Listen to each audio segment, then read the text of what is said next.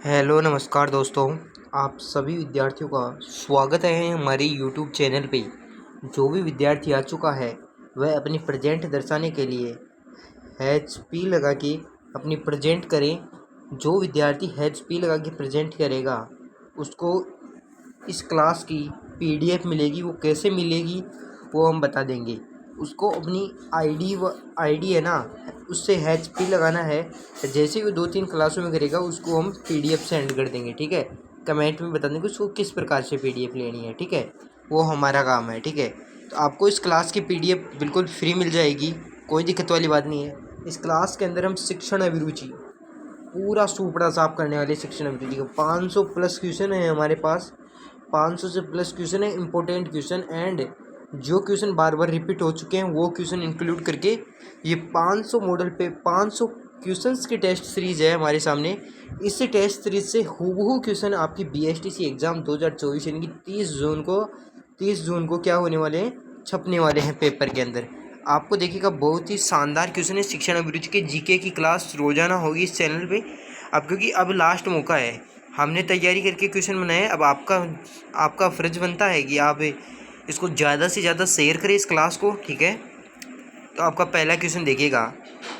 पहला क्वेश्चन है आपका, एक अध्यापक को सहायक शिक्षण सामग्री का उपयोग करना चाहिए।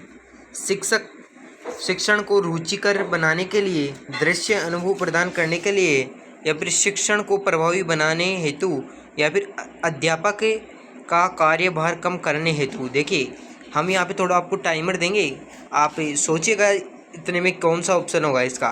तो ठीक है, आप सोच लिए होंगे। एक अध्यापक को सहायक शिक्षण सामग्री का उपयोग करना चाहिए। देखिए दोस्तों, दृश्य से हमें क्या बना है, यानी कि जो भी हम पढ़ रहे हैं उनमें बच्चों की क्या लगे, रुचि बढ़े, उनकी रुचि बढ़े। तो शिक्षण को क्या बनाने के लिए, रुचिकर बनाने के लिए। जो भी भाई बहन ऑप्शन नंबर A वाला बता रहे हैं उनका बिल्कुल करेक्ट आंसर हो जाएगा। ठीक है, समझ में आ गया।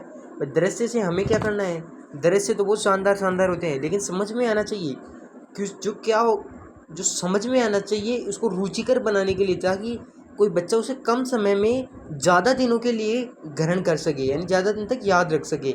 इसलिए सहायक शिक्षण सामग्री का उपयोग करना चाहिए, यानी कि ऑप्शन नंबर A वाला बिल्कुल करेक्ट हो जाएगा। ठीक है, आपका क्वेश्चन नंबर 2 देखिएगा। ये क्वेश्चन नंबर 2 आपके सामने आ चुका है और आप ध्यान से सुनिएगा इस क्वेश्चन को।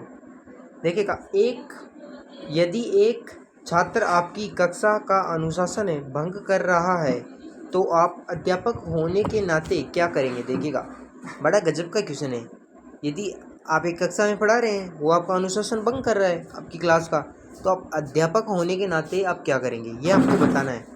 दूसरों से इसकी चर्चा करेंगे, इसके लिए दंड देंगे, या इसके माता पिता को बुलाने के लिए उसकी डायरी में नोट लिखेंगे, या इसके पीछे के कारण जानने का प्रयास करेंगे। देखिएगा, दूसरों से चर्चा करने से हमें मतलब क्या है, बच्चे को क्या होता है, सिखाना है हमें टीचर होने के नाते। ना तो उसको दंड देना है, दंड देंगे तो वो क्या होगा, उसका भय खुल जाएगा कि अंतिम भय वो उसका पता चल जाएगा। ज़्यादा से ज़्यादा क्या होगी, पिटाई होगी। तो उसी दंड से उसका भय खुल जाएगा, तो उसे डर नहीं लगेगा। माता पिता को से उसके मन में भय बैठ जाएगा, यानी भय हो जाएगा उसके मन में। तो उनको भय को बैठाने के लिए उसके पीछे का कारण जानने का प्रयास करेंगे और उसको समझाने का प्रयास करेंगे कि वैसे क्यों कर रहा है। तो ऑप्शन नंबर 4 वाला इस क्वेश्चन का बिल्कुल राइट आंसर हो जाएगा, यानी कि जो भी भाई बहन ऑप्शन नंबर D वाला लोग कर रहे हैं उनका बिल्कुल करेक्ट आंसर हो जाएगा। ठीक है, और जितने क्वेश्चन आपको सही होते हैं वो आपको कमेंट में जरूर बताने हैं। बिल्कुल राइट, बिल्कुल सही आपको जवाब देने हैं। प्राथमिक स्तर पर शिक्षण की सर्वोत्तम विधि कौन सी है। तो क्या है, व्याख्यापन विधि, या फिर खेल विधि, या फिर परियोजना विधि, या फिर प्रदर्शन विधि। देखिएगा, प्राथमिक स्तर पर शिक्षण की सर्वोत्तम विधि कौन सी है। सर्वोत्तम ना तो व्याख्यान विधि है, ना फिर परियोजना विधि है, ना फिर प्रदर्शन विधि है। तो खेल विधि, यानी बच्चों की पढ़ाई के साथ साथ क्या होना चाहिए, खेल भी होना चाहिए। प्राथमिक स्तर पर शिक्षण की सर्वोत्तम विधि कौन सी, खेल है। ठीक है, जो भाई बहन ऑप्शन नंबर B वाला बता रहे हैं उनका बिल्कुल करेक्ट आंसर हो जाएगा। आपका अगला क्वेश्चन देखिएगा,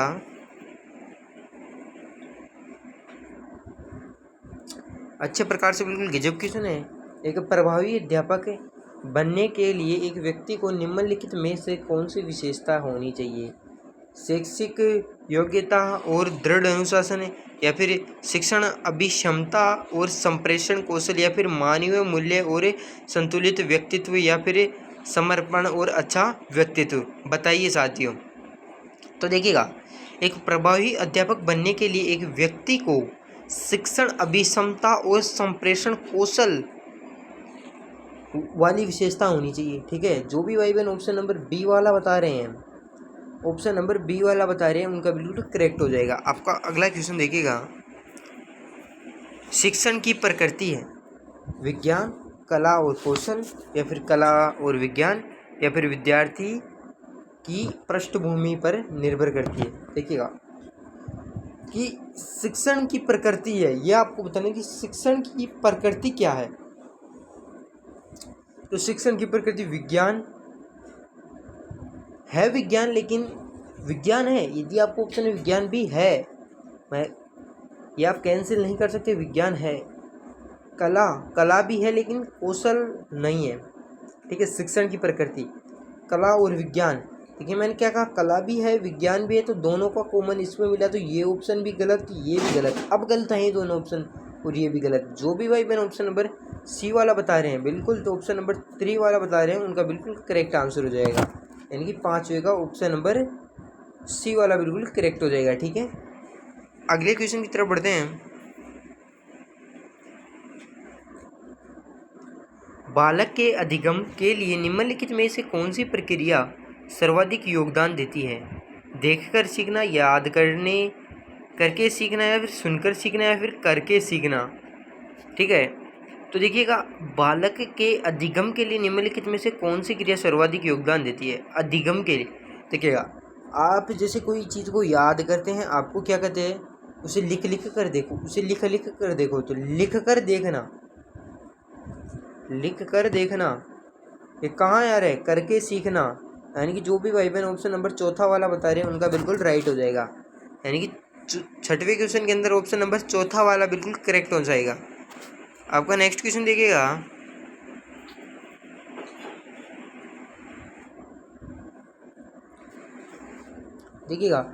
सभी स्तरों के लिए एक अध्यापक की महत्वपूर्ण योग्यता कौन सी है?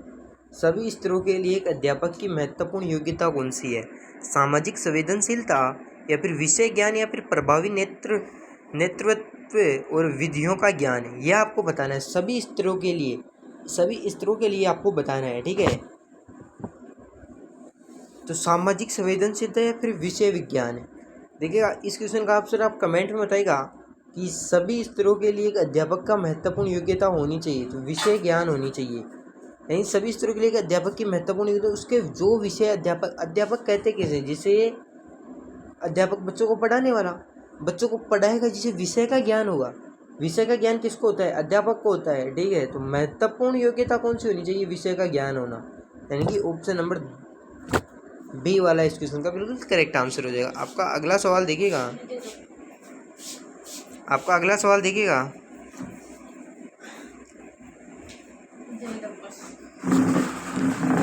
यदि एक अध्यापक अपने कार्य को नकारता है और कक्षा शिक्षण से बचता है, इसका क्या कारण है? नैतिक मूल्यों का अभाव, या फिर शिक्षण अभिक्षमता का अभाव, या फिर कार्य करने की क्षमता का अभाव, या फिर व्यवसायिक नैतिकता का अभाव? ठीक है, तो देखिएगा, इसमें व्यवसायिक नैतिकता का अभाव हो सकता है, यानी कि ऑप्शन नंबर 4 वाला इस क्वेश्चन का बिल्कुल राइट आंसर हो जाएगा। ठीक है, आपका अगला सवाल देखिएगा,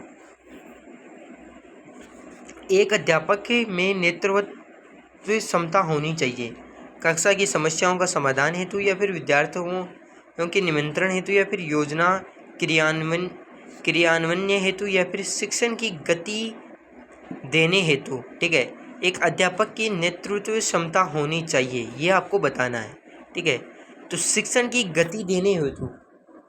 ठीक है, अध्यापक की नेतृत्व क्षमता क्यों होनी? शिक्षण है, यानी आप माने उसकी गति कैसी, गति किस प्रकार की होनी चाहिए? जैसे कि मानो कि आप 8th क्लास को पढ़ा रहे हैं, यदि आपका बोर्ड एग्ज़ाम से पहले यदि आपका सिलेबस पूरा नहीं होता, तो शिक्षण की गति भी तो कंटिन्यू होनी चाहिए, यानी बोर्ड एग्ज़ाम आने से पहले उसका रिवीजन तो होना ही चाहिए, कम से कम एक बार तो टीचर के द्वारा। और तो बच्चा है पढ़ेगा। और आपका 10वां क्वेश्चन, एक नेता निम्नलिखित में से कौन सा मुख्य गुण होना चाहिए, यानी कि नेता में कौन सा गुण होना चाहिए ये आपको बताना है। बुद्धि की श्रेष्ठता, या फिर लचीलापन, या फिर आत्मविश्वास और साहस, या फिर इच्छा शक्ति और निर्णय योग्यता। देखिएगा उसकी बुद्धि से हमें क्या मतलब, और लचीलापन, आत्मविश्वास और साहस, ये तीनों गलत हैं। उसकी इच्छा शक्ति होनी चाहिए किसी कार्य को कराने हेतु। नेता है किसी कार्य को, उसकी इच्छा शक्ति होनी चाहिए और निर्णय योग्यता, उसमें निर्णय लेने की क्या होनी चाहिए, शक्ति होनी चाहिए। ठीक है, तो यानी कि जो भी भाई बहन ऑप्शन नंबर डी वाला बता रहे हैं उनका बिल्कुल राइट हो जाएगा। आपका अगला सवाल देखिएगा, एक अच्छे नेता में निम्नलिखित में से मुख्य योग्यता होती है। दल का गठन और उद्देश्यों की प्राप्ति करना, या फिर व्यक्तियों का संयोग, या फिर दूसरों को अभिप्रेरित करना और कार्य के लिए आदेश देना। ठीक है, तो देखिएगा अच्छे नेता की निम्नलिखित में से मुख्य योग्यता आपको बतानी, तो दल का गठन और उद्देश्यों की प्राप्ति करना उसका मुख्य योग्यता होनी चाहिए। यानी कि जो भी भाई बहन ऑप्शन नंबर ए वाला बता रहे हैं उनका बिल्कुल राइट आंसर हो जाएगा। ठीक है, समझ में आ गया। एक नेता का महत्वपूर्ण कार्य की पहल करना, या फिर व्यक्ति के कार्य का मूल्यांकन करना, या आपका तीसरा ऑप्शन है निर्देश देना, या फिर संगठन को एक करना और निर्णय लेना। ठीक है, तो नेता की महत्वपूर्ण कार्य के संगठन को एक करना और निर्णय लेना। ठीक है, देखिए संगठन को एक करने से मतलब क्या है, एक नेता कैसे बनता है, वोट लेने से मिलता है। वोट यानी बहुमत होते हैं, उसको वोट देते हैं, यानी हम लोग मतदान करते हैं, तो उसका संगठन होना चाहिए उसका, तभी तो उसे अधिक मत मिलेंगे और वो अधिक मतों से जीतेगा। ठीक है, तभी तो नेता बनेगा। तो नेता का महत्वपूर्ण कार्य होने की संगठन करना, संगठन को एक करना व निर्णय लेना। ठीक है, ये दो शक्तियाँ तो उनकी होनी ही चाहिए। ठीक है, यानी कि ऑप्शन नंबर चौथा वाला इस क्वेश्चन का बिल्कुल राइट हो जाएगा।